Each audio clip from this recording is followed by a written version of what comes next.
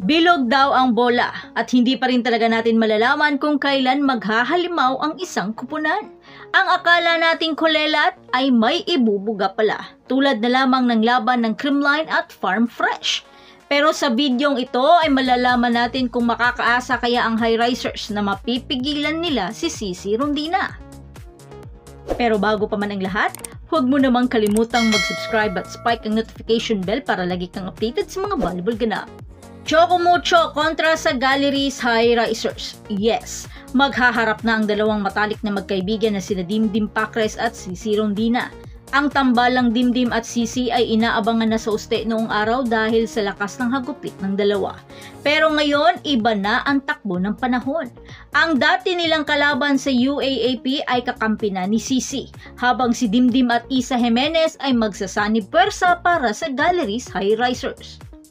Mapipigilan kaya ng tropa ni Dim ang cherry bomb ng Choco Mucho na si Cici Rondina na ngayon ay nasa pang-apat sa pwesto sa top scorer at nakapagtala ng 60 points as of October 30.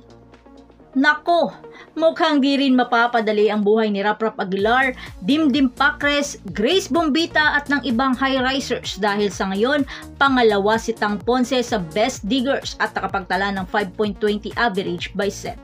At hindi lang yan, dahil bukod sa floor defense, maaasahan din ng Titan si Tang Ponce sa receive at pang-apat nga siya sa pwesto at nakapagtala ng 38% efficiency. Habang si Cici Rondina pa rin ang top spiker ng kupunan at nakapagtala ito ng 37.41% success rate. Mapipigilan kaya nila si Cici? Isa rin sa nakikita ang nag-improve sa kanyang laro ay si Dina Wong. Marami ang di makapaniwala at binabash pa rin siya hanggang ngayon. Pero numbers don't lie. At isa ito sa maipagmamalaki ng Choco Mucho dahil sa koneksyong meron si Wong sa kanyang spikers.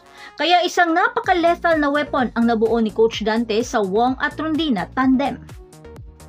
Gayunpaman, kahit nabawasan man ng isang Flying Titans ang Choco Mucho dahil inanunsyo na nga ng management ang pagka-injured ni Descheng at kumpirmadong di mo na ito makakapaglaro sa buong conference, ay nandyan pa rin naman si Isa Molde para back-upan si Cici Rondina. Ikaw, ano sa palagay mo? Masasabayan kaya ng Galleries High Risers ang lumalakas na Flying Titans? Lower, lower, lower, ay, ay, ay, ay.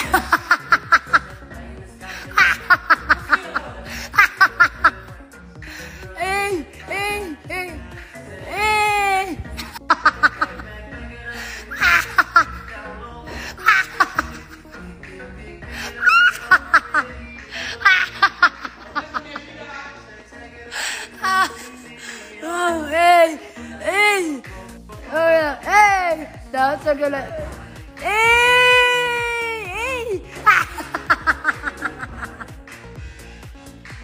So that's it.